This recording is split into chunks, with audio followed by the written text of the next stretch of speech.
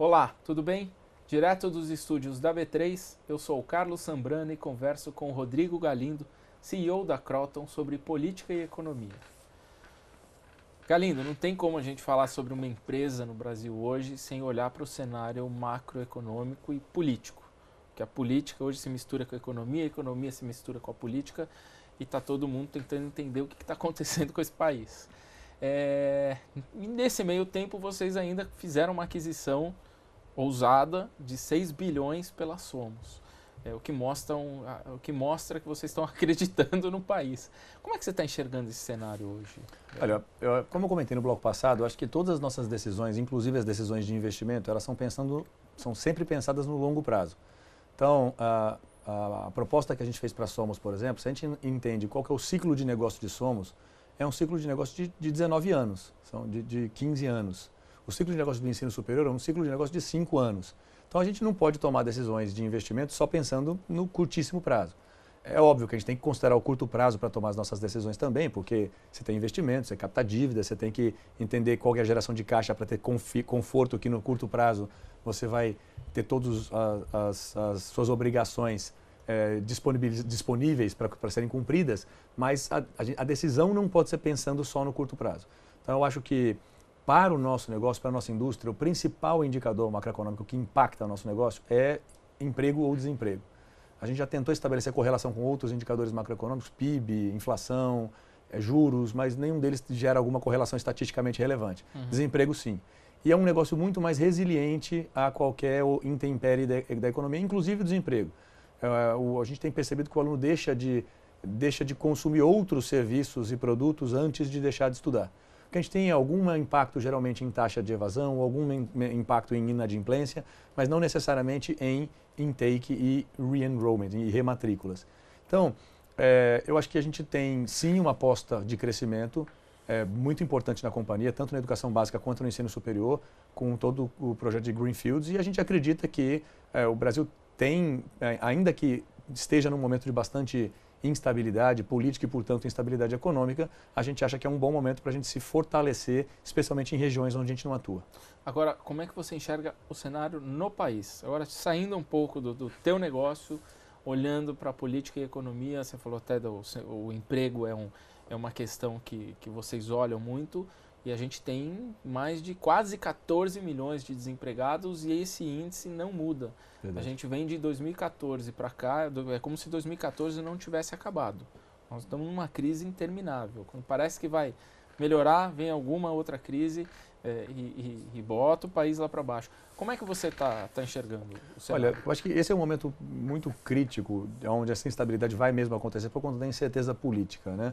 A gente, de fato, hoje é muito difícil prever tanto que linha ideológica quanto que partido ou que pessoa vai ganhar a eleição presidencial. Isso traz uma instabilidade, porque a capacidade de prever o que vai acontecer fica reduzida quando você tem vários candidatos, muita dispersão de votos, uma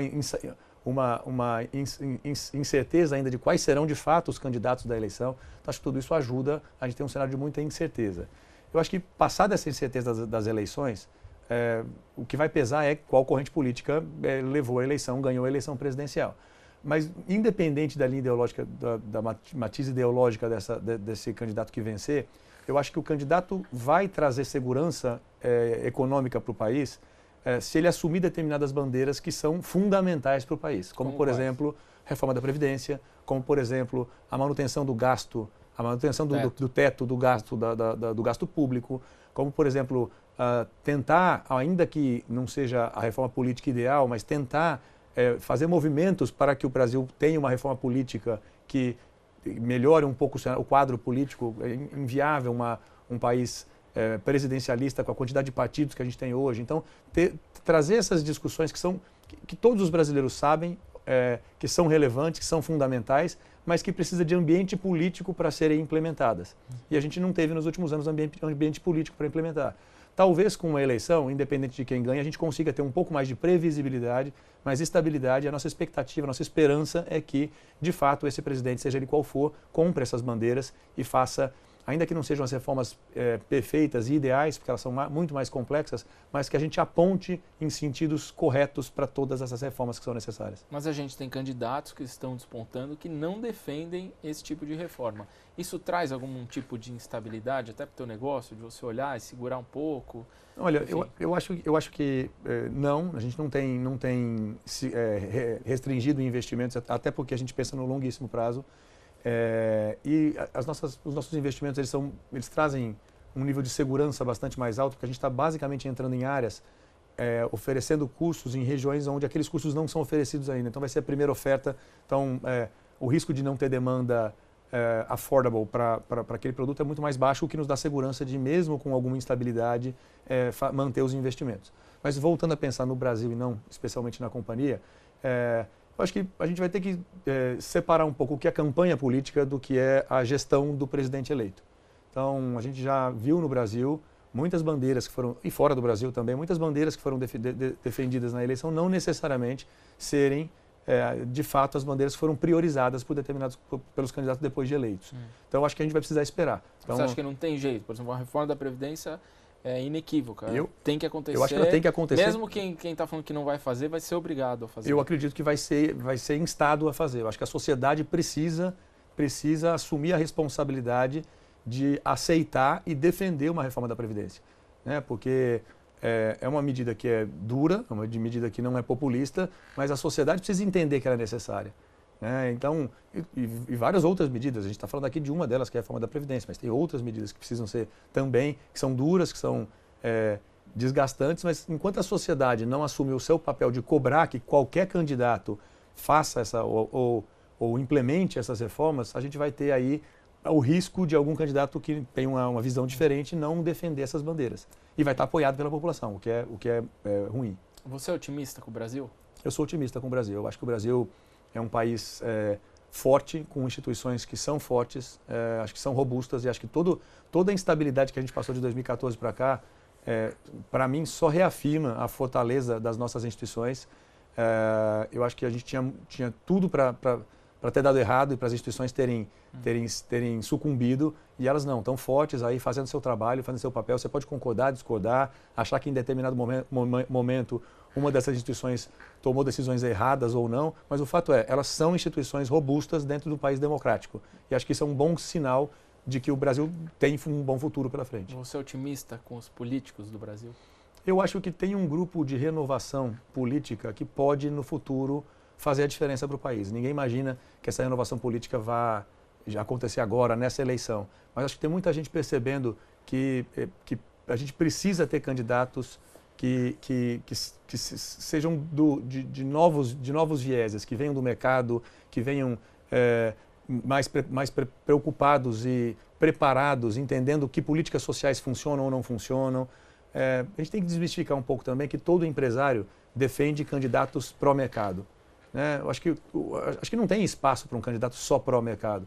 Qualquer candidato que queira ser minimamente viável tem que ter uma responsabilidade com os problemas sociais, e ainda que tome decisões impopulares para o mercado. Então, e acho que essa nova geração que está sendo preparada para isso, acho que tem algumas associações que estão se estruturando para formar pessoas, para que essas pessoas estejam preparadas para assumir posições políticas, ela dá esperança de que a gente pode, sim, em algum momento, acreditar que mesmo a política, até a política que hoje está tão mal vista e mal percebida pela sociedade, tem jeito. Você acha que esses candidatos que estão aí não estão falando para a população? Esses Quais candidatos de centro, que todos dizem pró-mercado, eles não estão falando a língua da população? Eu acho que a gente também não pode cobrar que diz respeito ao social. Eu acho que a gente não pode cobrar que um candidato fale algo que ele não acredita. Eu acho que entre um candidato que fala genuinamente o que ele acredita e um candidato que fala para a população simplesmente para falar para a população, eu prefiro o primeiro. O que eu acredito é que um candidato, para se tornar viável, ele precisa genuinamente defender a pauta social e a causa social, e não simplesmente falar para a população.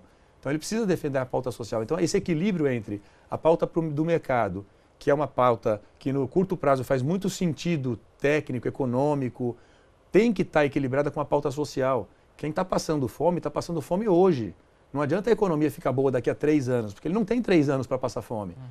quem está em idade escolar e quer ir para a universidade, quer ir hoje, não quer daqui a 5 anos, quando, depois de um ajuste fiscal muito robusto, o Brasil estará crescendo. Então, tem que ter um equilíbrio entre demandas sociais e as demandas de mercado, porque uma entrega o que a população precisa hoje e a outra entrega o que a estabilidade de um Brasil que cresça para os próximos 10, 20, 30 anos. Você já pensou em se envolver com política ou ajudar de alguma forma? Não, eu acho que eu não tenho perfil para essa posição e eu acho que a pessoa tem que ter perfil para essa posição. O que a gente busca é, dentro das nossas associações de classe, contribuir para as políticas públicas nacionais. E dentro da nossa fundação, a Kroton tem uma fundação onde o principal papel da fundação é apoiar a educação pública.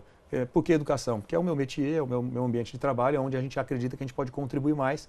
Então, todos os projetos são pro bono, então a gente tenta contribuir e devolver para a sociedade via fundação e via todos os projetos de responsabilidade que a gente tem na companhia. Só nos últimos 3 anos foram 370 milhões de reais devolvidos à sociedade em projetos sociais que foram realizados pela Kroton nas comunidades locais onde ela atua. E impactaram quantas pessoas? Mais de 1,5 milhão de pessoas. De crianças ou adultos? Crianças e adultos. Crianças e adultos. Crianças e adultos. São projetos das mais diversas naturezas. Maravilha.